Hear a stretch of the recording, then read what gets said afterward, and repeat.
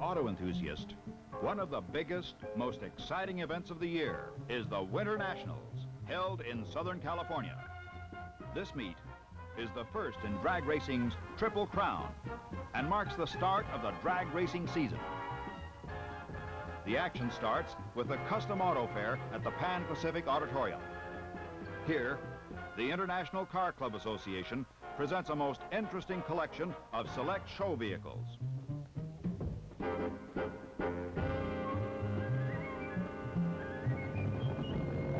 The following weekend, the National Hot Rod Association stages its Winter National Championship drag races at the Los Angeles County Fairgrounds. More than 600 top cars and drivers from all parts of the nation kick off the big-time drag racing season.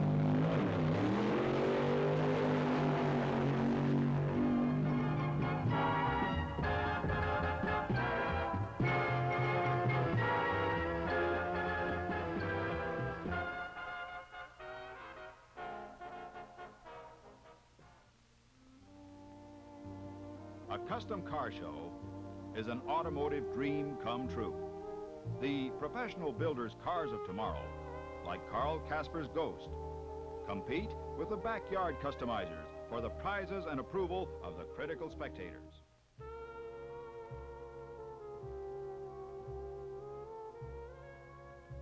The $30,000 Cosmo Ray by Barris is an exciting example of the fresh styling concepts created by the special car builders.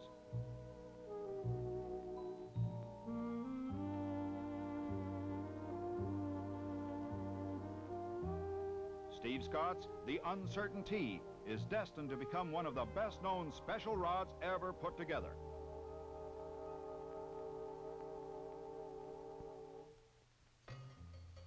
Sheer craftsmanship is featured in a world where painstaking attention to detail is taken for granted.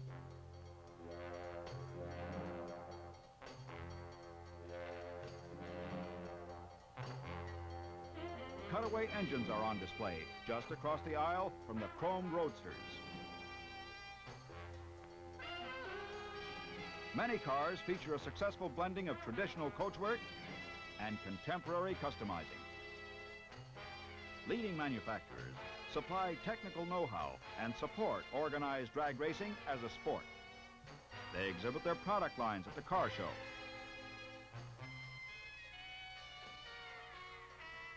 Spectators test their skill on the starting line by using the anticipation starter on display. This Christmas tree will start the races the following weekend, when many of the cars entered in the show will be running for the Go prizes on the Pomona drag strip.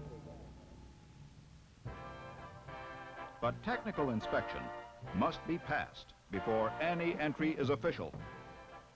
The 612 entries must be inspected and placed into one of 75 precise classifications. Each car entering the event is subjected to a thorough front-to-back inspection. Dragsters reach terminal speeds in excess of 200 miles an hour, so supervision and a strong set of safety rules are vital.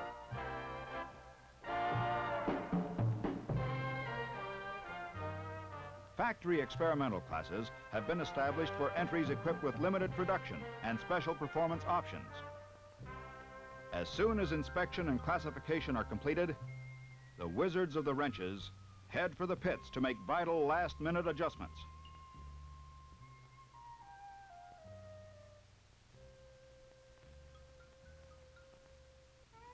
On Friday, under threatening skies, the pits and strip are open to competitors. Connie Coletta unloads his new Ford-powered AA fueler. Gordon Collette moves to the gas dragster staging lanes. And Earl Poig gets set to test the traction of the Pomona quarter mile.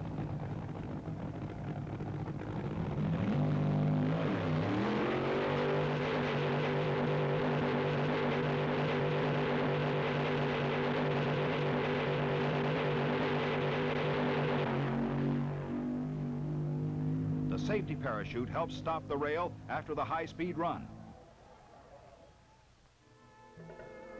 Hayden Prophet is anxious to try his new Mercury Comet. Jack Crispin is ready with his supercharged Cyclone. So is Arnie Beswick and Gas Rhonda. But fog hides the end of the quarter mile from the start line officials, and only the low stalkers are allowed on the strip. On Saturday, rain canceled out the program of class runoffs. So, the three-day event will be compressed into a single day of action and drama on Sunday.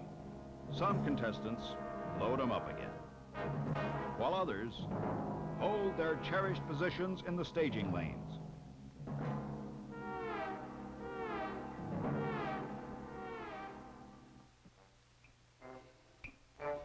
On Sunday, 65,000 drag racing fans witness the exciting competition that will run from 7 a.m. until sunset. 70 fuelers battle for the 16 starting spots in the top fuel eliminator contest.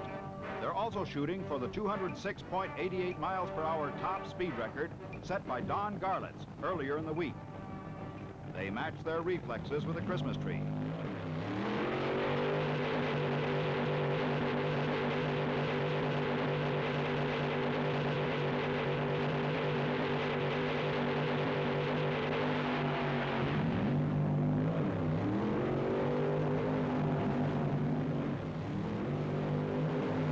Big names fail to qualify.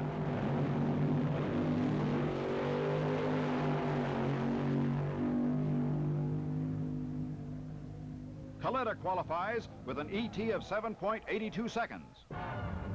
This is what the crowd came to see. The new factory experimentals in head-to-head races. In the first Ford versus Plymouth match, Gas Rhonda's red Mustang meets Al Extran's Plymouth.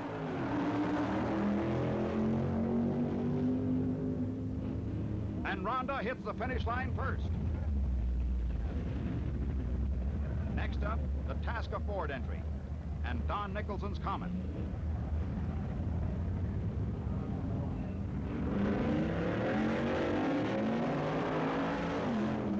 Bill Lawton's Mustang takes the win as Nicholson's in trouble.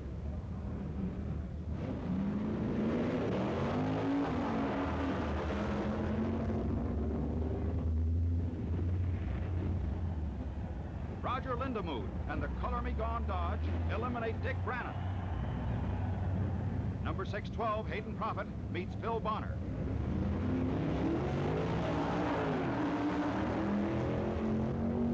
Bonner's Mustang wins as the veteran Prophet encounters shifting problems.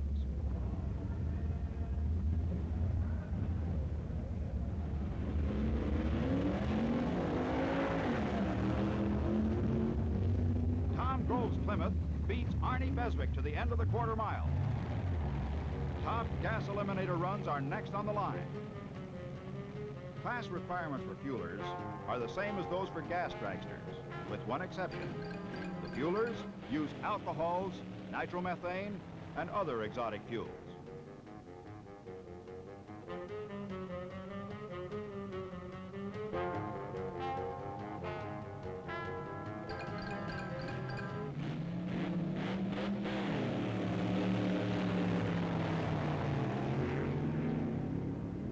Gordon Collette beats Washington's Earl Poeg to the finish line. Earl's top-end speed was faster than Collette's, but his ET was almost a quarter of a second off the pace.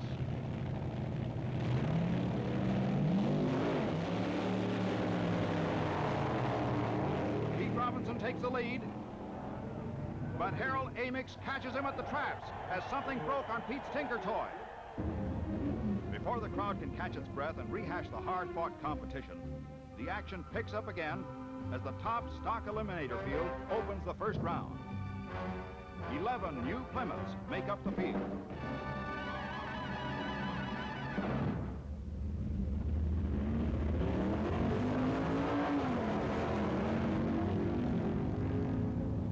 Paul Rossi from Michigan beats Bill Andrews and the only stick-shift car in the field.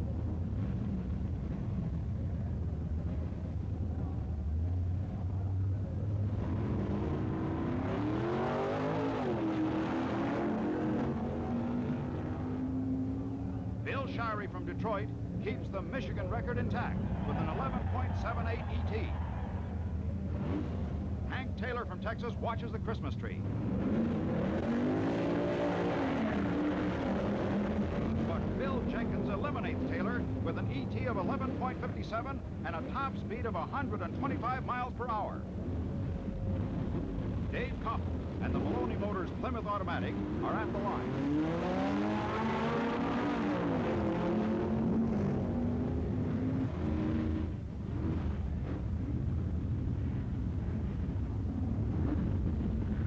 Koppel beats Bill Flynn in a tight race.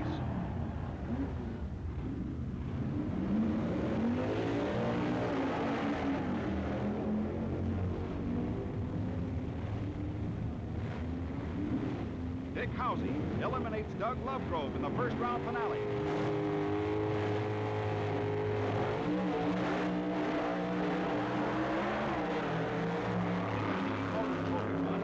Kay Sissel takes the class honors with an ET of 11.63. NHRA officials lay out the revised schedule that mixes eliminator heats, trophy runs, with wild-looking cars and drivers. The stage is set for the A Competition Class Championship.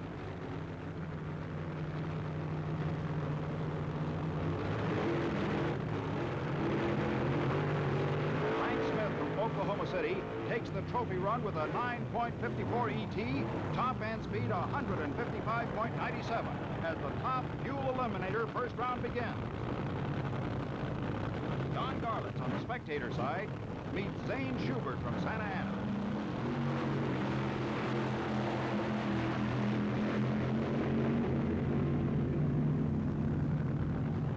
Big Daddy Garlitz hits 203.16 to put Schubert on the trailer. It's Bill Alexander in the far lane and Tom McEwen in the near lane. McEwen moves first, but is fouled, and Alexander's 16.68 ET is good enough to win. Jack Williams, last year's Fuel King, meets Rick Stewart. Williams leads the length of the strip, but has red lighted, and Stewart's declared the winner. Bonnie Coletta moves up to face Don Yates and the Ram Charger's Dodge-powered dragster.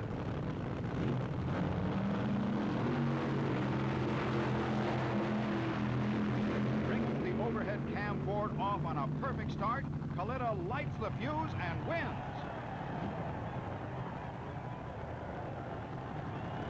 Jim Warren and Ronnie Hampshire next. Hampshire leads wire to wire, but is fouled, and Warren moves to the next round. TV star Tommy Ivo challenges Art Malone.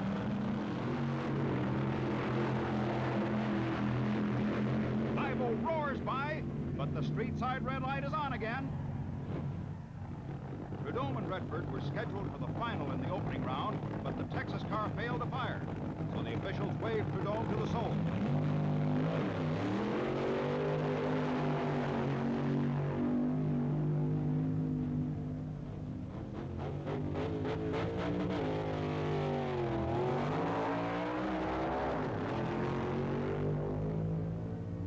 The Malakote brothers take the B-Gas Supercharged Trophy run over Stone, Woods, and Cook.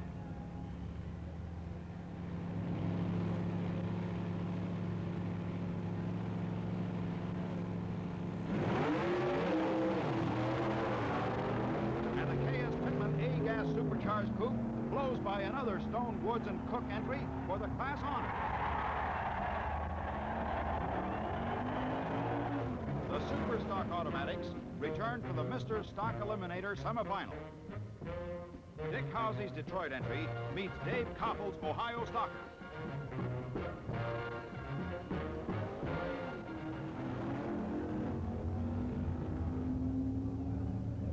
Housey wins with an 11.46 ET and a 126.40 top speed. Bill Shirey and Bill Jenkins go in the other semifinal.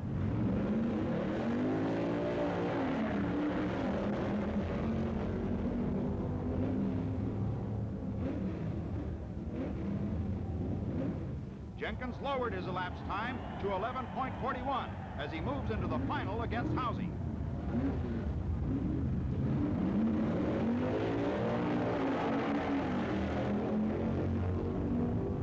Bill Jenkins moved first on the green and held the lead. Jenkins' time slip read 11.39 seconds and 126.05 miles per hour. Bill Jenkins from Rosemont, Pennsylvania, wins the trophy, cash, and merchandise, including a week's vacation in Hawaii. The foul light was to continue to play a key role in the rest of the fuel eliminations as Don Garlitz met Wild Bill Alexander. A slow 15.51 second elapsed time with a speed of 54.40 miles per hour advances Alexander as Garlitz caught the red light.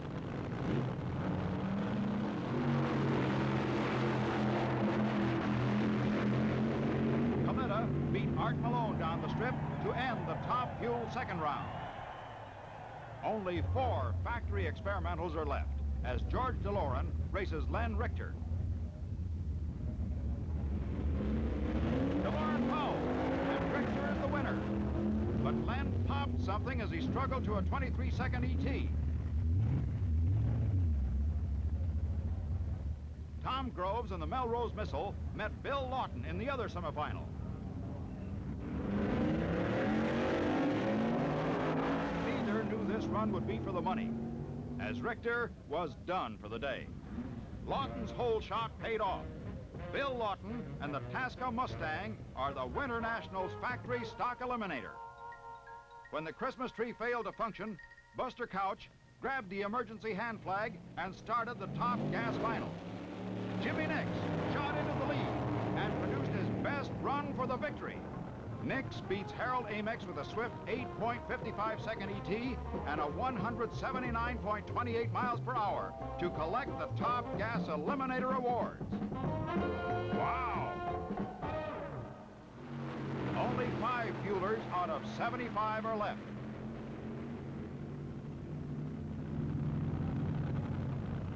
Rick Stewart in the near lane draws Danny Ongeis. Ongeis picked up his 3rd double-century run, but it was canceled by a red light. Kalita talks with the officials, while Prudhomme waits his turn in the line.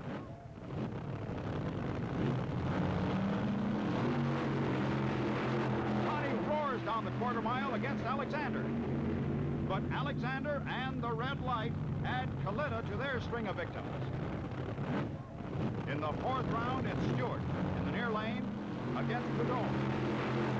Stewart blasts off first. But the Hawaiian roars by to advance into the finals. The handicap system is in effect for Street Eliminator. Bill Hopper, the CFX winner, gets the head start. The Dutre and Dutre B modified production leader chases him and crosses the finish line first.